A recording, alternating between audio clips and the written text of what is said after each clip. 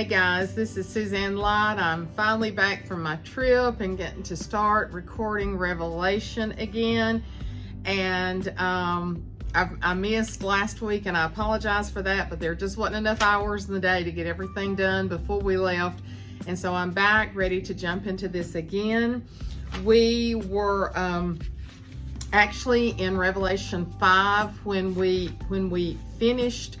And let me say, as I do many times, if you're happening up on this video today, and this is the first time, you need to go all the way back to the beginning, start with the introduction, and go through the lessons, because we're doing it chronologically through the book of Revelation. Revelation is a difficult book, and every time I tell somebody new that I am teaching Revelation, they're like, whoa. And I'm like, yes, but God is so gracious and so good. And as I study this, He's just opening up the Word to me so that I can open it up to you. And I have learned so much, and so many of you are telling me that you're sharing it with your families, with your children, with your husbands and wives, with your neighbors, with friends in other states. And that excites me, because if there's ever been a time that we need to be studying Revelation, it's right now.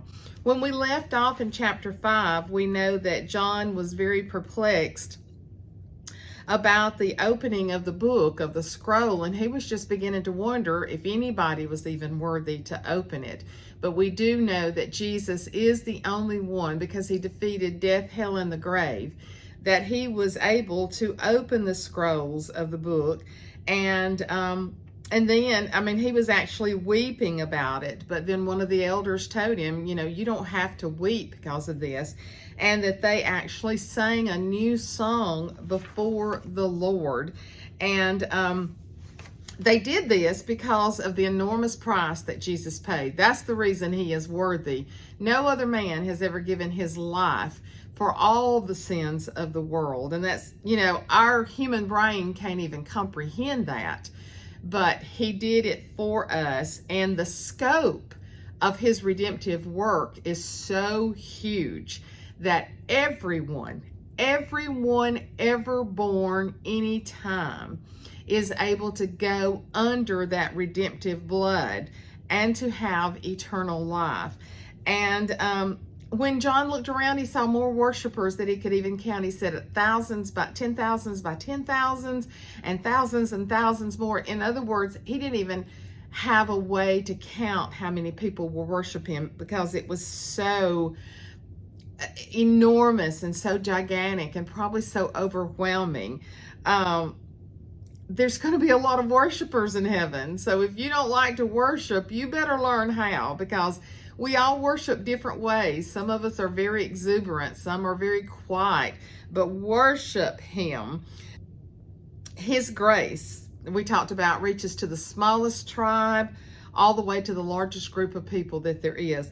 Now, we're going to start in chapter 6 today, and we're going to talk about those seals being open. We're getting to the nitty-gritty, to the hard stuff. We're getting to the part where we have to trust God and His plan through all of this, because if we don't,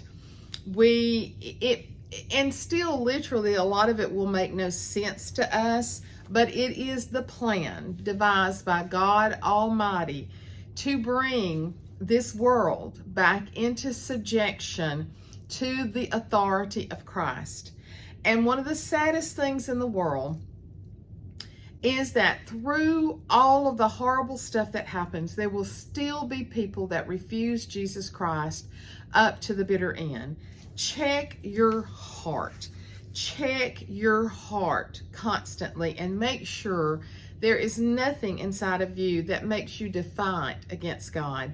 You know, I told y'all when we started that when I knew when I would be teaching this that I would become under spiritual attack. I said, even with you watching it, there's a great likelihood that the enemy will try to attack you and discourage you. And this past week's been one of those weeks. It's been a number of things that's just really tested me and made me angry. I've had to step back and to realize, and one situation just really hurt. I've had to step back and I've had to realize the enemy will use anything that he can to stop me from teaching these lessons, to distract me from it. He certainly does not want y'all listening to him. But greater is he that lives within me. And what we have to do is to be mature enough spiritually to realize that when we're going through this, it's a spiritual attack. And to know that, yes, he said, in this world you will have tribulation, but be of good cheer, because I've already overcome. So I've experienced that this past week. And yeah, I got angry. Yeah, I got hurt.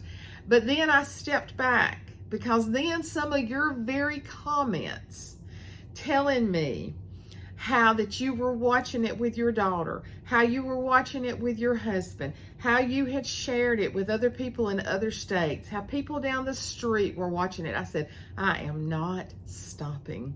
I am not stopping. One of you, I even wrote back and said, you don't know how timely your comment is, because it encourages me to keep up with the kingdom work. So thank y'all for praying for me. Keep doing it, because he hates this, but I am walking in authority. Let's start with chapter 6. And as I've been doing, I'm going to read the whole thing so that we have the whole chapter in scope, okay? So this is Revelation chapter 6. Now I saw when the Lamb opened one of the seals, and I heard one of the 4 living creatures saying with a voice like thunder, "Come and see."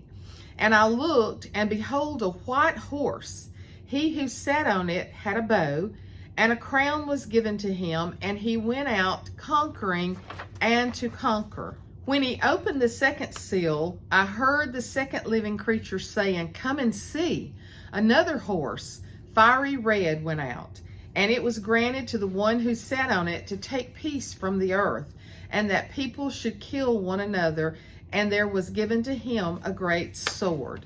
When he opened the third seal, I heard the third living creature say, "Come and see." So I looked, and behold, a black horse, and he who sat on it had a pair of scales in his hand. And I heard a voice in the midst of the 4 living creatures saying, "A quart of wheat for a denarius, and 3 quarts of barley for a denarius, and do not harm the oil and wine." When he opened the fourth seal, I heard the voice of the 4th living creature saying, "Come and see." So I looked, and behold, a pale horse, and the name of him who sat on it was Death, and Hades followed with him.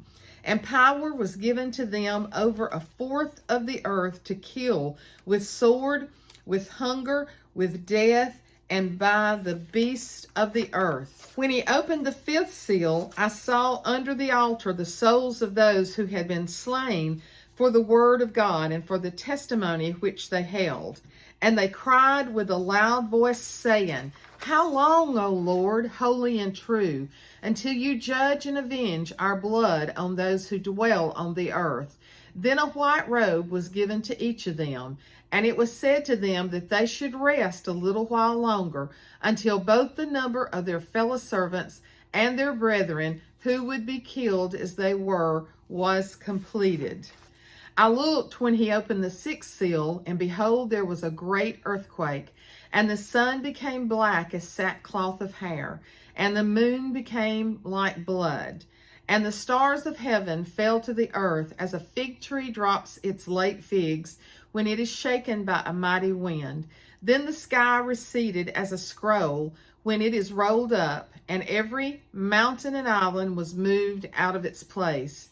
And the kings of the earth, the great men, the rich men, the commanders, the mighty men, every slave and every free man, hid themselves in the caves and in the rocks of the mountains, and said to the mountains and rocks, "Fall on us and hide us from the face of him who sits on the throne and from the wrath of the Lamb. For the great day of his wrath has come, and who is able to stand?" Now that is the whole chapter, 6th chapter of Revelation. We may have to break this lesson up into 2 parts, but as you know, I always put the slides as we are going over the verses, so that will help you. So this is the first of 3 7-part judgments. The trumpets was in Revelation 8 through 9. The bowls are in 16. They're the other two. So these are the first 6 seals. So you got the first 6 seals, you've got the trumpets, and then the bowls.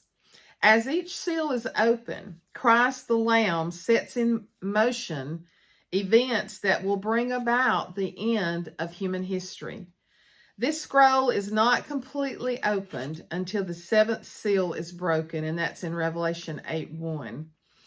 The contents of the scroll reveal humanity's depravity and portray God's authority over the events of human history. See, this can be really hard. It's very dark. Let me read you. I really got to spend some good time on the airplane in this Jeff Kinley book, Wake the Bride. And we're doing such a great study, but if you want to read, this is a good book to read along. But talking about this can be very hard. Let me read you what Jeff put in here. As God pours out wrath on earth and its people during the 7 years following the rapture, it's almost impossible to wrap our heads around the magnitude and intensity of his anger against mankind and its sin. Be warned, this will be a dark chapter, but one that nevertheless exalts God in his righteousness. Now, what he's saying there, God has given this world over and over and over and over and thousands of years to come to him. He destroyed Sodom and Gomorrah because they refused. He destroyed the earth once before when only Noah's family was on the ark. So every time he gives mankind an opportunity to come to him, to worship him, to serve him for what we were created to do. But then there comes a breaking point. Even with our God, the depravity that we're living in right now, I just can't help but think that it's to the breaking point. So much sin, so much lawlessness, and he will tend with it for a while. He will give his people every chance to know his redemptive power. But we know that over and over and over and over, they break that possibility.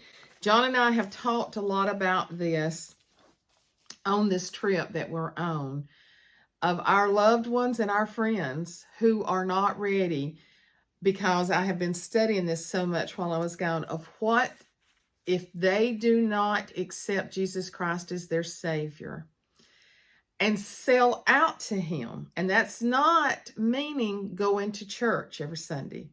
That's not meaning paying your tithes. Yes, those are things we should do. I'm talking about selling out your heart, your soul, and your mind to Jesus Christ.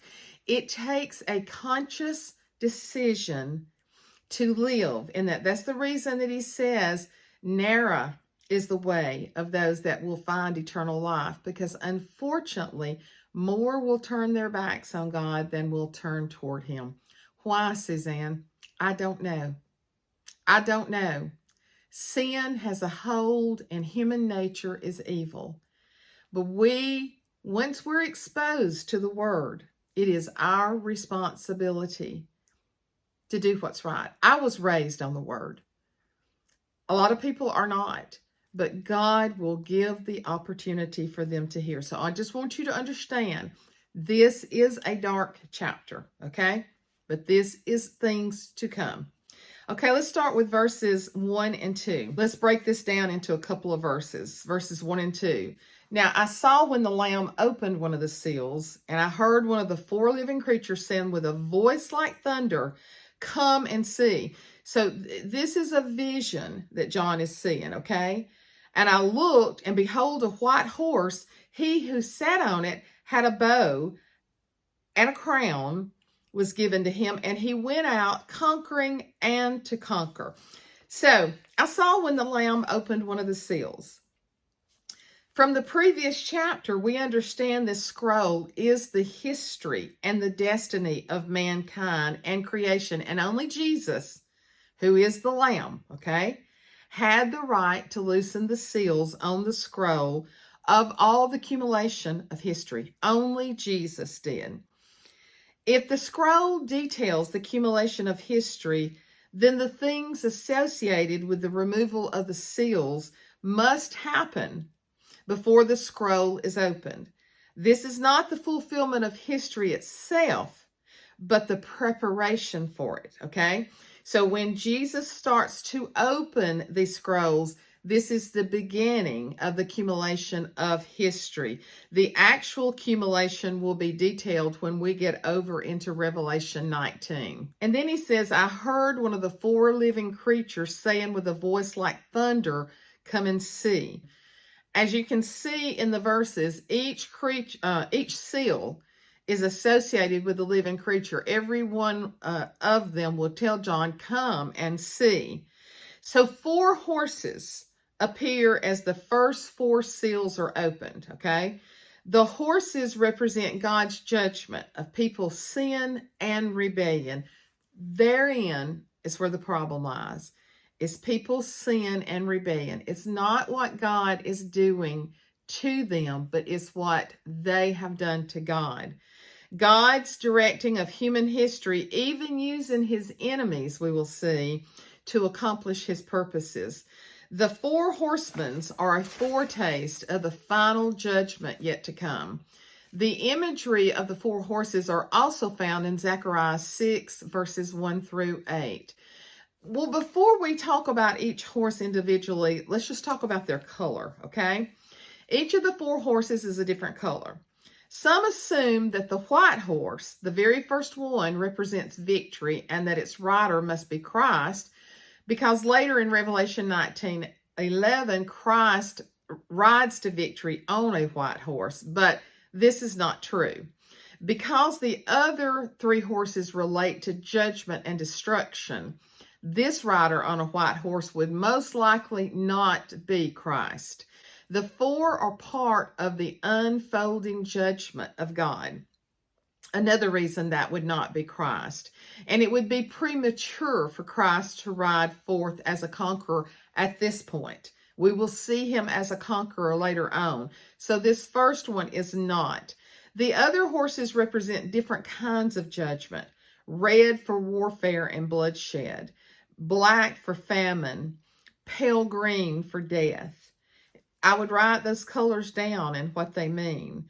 The high prices of wheat and barley illustrate famine conditions, but the worst is yet to come. So let's talk about the white horse. If one was to take their interpretive clues more from cowboy movies than from the Bible, it would be easy to believe the rider on the white horse is Jesus. Jesus does return on a white horse in Revelation 19:11 through 16, but this is a satanic dictator who imitates Jesus. Let me read you this part in this book. And I'm probably going to duplicate it a little bit, but I thought this explained it so well. Jeff Kinley says, I believe this refers to the Antichrist and his ability to subjugate the world in the months following the rapture. He'll do this by providing something all humanity will crave for at that moment, peace and safety. That is going to be the disillusionment after the rapture, that somebody, probably the Antichrist, will bring forth peace, and it will be a false peace and safety. And he does so peacefully and persuasively without spilling a drop of blood. There's fascinating parallel here between Jesus's word in Matthew 24, Luke 21, and Revelation 6 and 7. This man is worse than the fabled headless horseman. Instead, he is a heartless horseman. So That was Jeff's idea on that it was going to be the Antichrist. Okay, it looks, what also does he say? He says he rules, a crown was given, he rules with a bow, not a sword, and he exercises dominion over the earth, went out conquering and to conquer. But the results of his rule, as described in the following verses, show clearly that this is not the reign of Jesus. The commentator Jennings said, the whole context and characters of these seals absolutely forbid us thinking of this writer as being the Lord Jesus, as so many affirm his reign shall not bring war, famine, and strife. Jesus will bring none of that. So we know that this is not Jesus on the white horse. It says he went out conquering and to conquer. So taking this to be the final satanic dictator over men, we see that he will be more terrible than all previous dictators were. That's kind of hard to believe when you think back about Hitler, isn't it? But he will be. He will rule over men as a false Messiah, and he will lead men in organized rebellion against God in the pattern of Nimrod, his first predecessor. He is the one often called the Antichrist. So the idea of a satanic dictator over men goes all the way back to Nimrod, the ruler over Babel, in Genesis 10, 8 through 14. It would be good for you to stop and look that up, see who Nimrod was, where it says that he was a mighty hunter before the Lord. This has the sense that he was a mighty hunter of men and that it was offensive to the face of God. So that's what it's referring to. Even though this is going to be a false sense of peace and security, it's going to be condemning God. And why has God let this happen? And what has God done with all these people? So it's not going to bring about a true answer. It's going to turn what has truly happened into something that God has done to this earth. Where it says, come and see, the modern political and social scene, think about it, is certainly set for the emergence of such a political leader.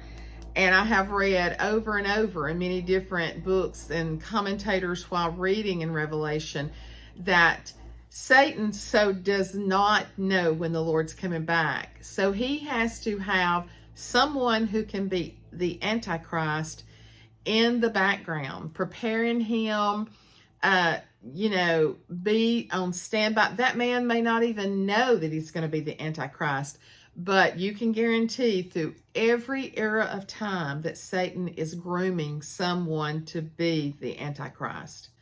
All that waits is for the Lord to allow it in his timing after he takes his church from this earth. So because Satan does not have a clue when that's going to be, he must have someone in training that he can turn this over to. Let's look at a scripture that backs that up. 2 Thessalonians 2, 6 through 7. And now you know what is restraining, that he may be revealed in his own time.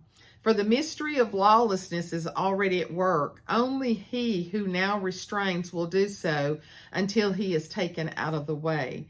And the NLT version says it like this, and you know what is holding him back, for he can be revealed only when his time comes.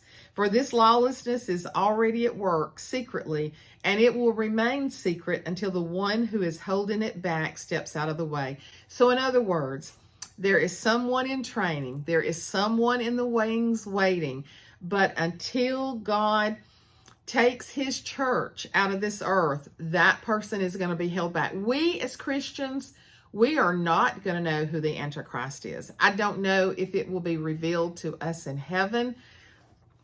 I don't really think that we're going to know what's going on during the tribulation. I don't think it would really be heaven if we did. I don't know.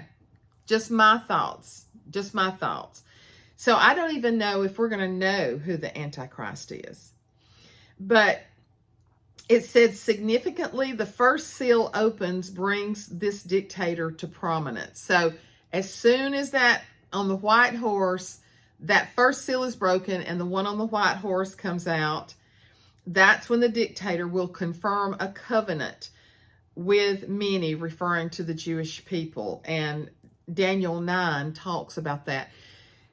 Daniel so parallels Revelation, and I don't even claim to be all-knowing in Daniel because it is also a very difficult prophetic book, but it foretold of so many things that's going to take place in Revelation.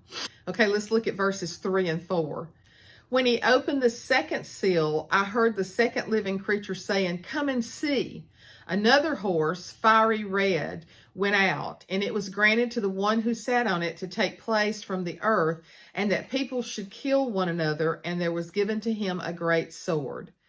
So another horse, this time fiery red, went out, and it was granted to the one who sat on it to take peace from the earth. So the rider didn't need to bring war and destruction. All he needed to do was to take the peace from the earth. Once this peace, God's gift to man, was taken, men quickly rushed in with war and destruction. That's how they thought they were going to bring about peace, was through a false peace. The smiling, manipulative leader has now turned on the earth. So what we saw on that leader that was saying, "Peace, peace, I'm going to give you peace, I'm going to show you peace." Now we can see this rider that comes out, and the Antichrist will be in conjunction with all of these riders. They're going to bring destruction on the earth by war against each other. Total chaos. Because we know that peace between men and among nations right now is a true gift from God. It is not the natural state of relations between men. It is not. Men argue. We know that when real peace comes about, it is peace from God. And we know that God has had his part in peaceful treaties and peaceful relations between other nations, even when they don't agree. We know that our one nation under God has been instrumental in bringing and keeping peace on this earth. When the Christians are gone, those who have worked diligently with God to keep a real peace, then false peace is going to come about, and that's when destruction is going to come about. And it said it was granted. It said the horse, the fiery red, went out, and it was granted to him to take peace. So it was granted. The authority was granted to the horseman. This is directly or indirectly the judgment of God. Don't really know, but it's being allowed. Okay. And he said it was granted that the one who sat for him to take peace. And it says that people should kill one another. Our modern age is marked by war and conflict. We've seen that through all of our lifetime. Since World War II, there have been more than 150 wars of some kind in this world. And at any given time, there may be some 36 armed conflicts taking thousands of lives yearly. The nations of the world spend more than $1 trillion on military expenditures a year. So even though we try to keep the peace, we know that throughout this world there are wars going on. Complete peace. Complete peace. Even when a war has ended and peace has been assigned to that war and that it's over, it was still not real peace. The only real peace that will ever truly be upon this earth, because sin reigns, so really there will never be any true peace. So complete peace will come only when Christ returns. Okay? The picture in Revelation of the coming of persecution and natural disasters is gloomy, but ultimately it is a cause for great joy. Sometimes we have to go through the really bad to get to the really good. And that can be in so many different ways in our lives. When believers see these events happening, they will know that their Messiah's return is coming soon, and they can look forward to his reign of justice and peace. Rather than being terrified by what's happening in our world right now, we should confidently await Christ's return to bring justice and restoration to his people. We were talking in the lobby to some retired military men, and we got to talking about our leadership in government in the United States of America right now, and how pitiful it is, and how pathetic our president is. He barely can carry a sentence and carry on a regular conversation. And I looked at him, which I was stepping out on a limb, but I want to be bold. And I said, but I don't know how you believe, because he was a very intelligent man. We'd had a great conversation with him. I said, I don't know how you believe, but this is what I believe. That even though there is chaos all around us, our God is still on the throne. The God in whom God we trust, he is still on the throne, and ultimately he is still in control. And he was like, oh, yes, ma'am. Yes, ma'am, I believe that. And I said, that gives me a peace. During the pandemic, and I have said this to y'all several times, that is one of the things that gave me peace, is knowing that my God is on the throne in heaven, and that complete control has not been given over to the enemy, and that we're not going to perish, without hope. We still have hope. And that's because our God is still on the throne. Yeah, we don't like to talk about these things. It's going to happen. As Christians, as blood-bought believers who are living their lives, we're not going to go through this. We're going to be gone. The church is going to be gone. But there are going to be people that we love and that we know that's going to go through this. There could even be people that listen to me teach this that never truly surrender their hearts to God. I hope not. That could go through this. There might even be people who watch this after I'm gone, after the church is raptured. And I hope so that they will know the truth. I'm going to stop here. This is half of the 6th chapter of Revelation.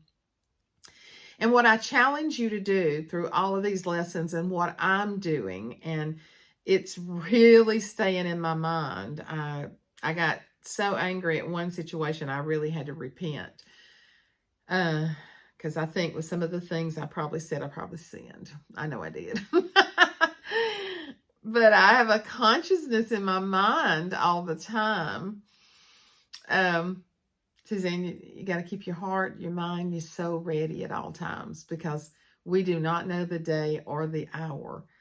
So that's what I want these to do for you, is to have a consciousness. And not only that, but for you to be able to talk to your loved ones with a knowledge that you possibly have never had before, and with a confidence of what is going to happen after the church is raptured. That's the reason I stopped and did a whole lesson on the rapture of the church, so you would know where it was found in the Bible, and that you can know with assurance it's going to happen. It's going to happen. And those who are part of the bride of Christ are going to be raptured. So we're right in the middle of chapter 6. We're going to stop here. We're going to pick right back up with verses 5 and 6. I love you. I appreciate you more than you ever know. So until the next lesson, be praying, be examining your mind, your heart, your spirit, and soul, and be ready. Bye.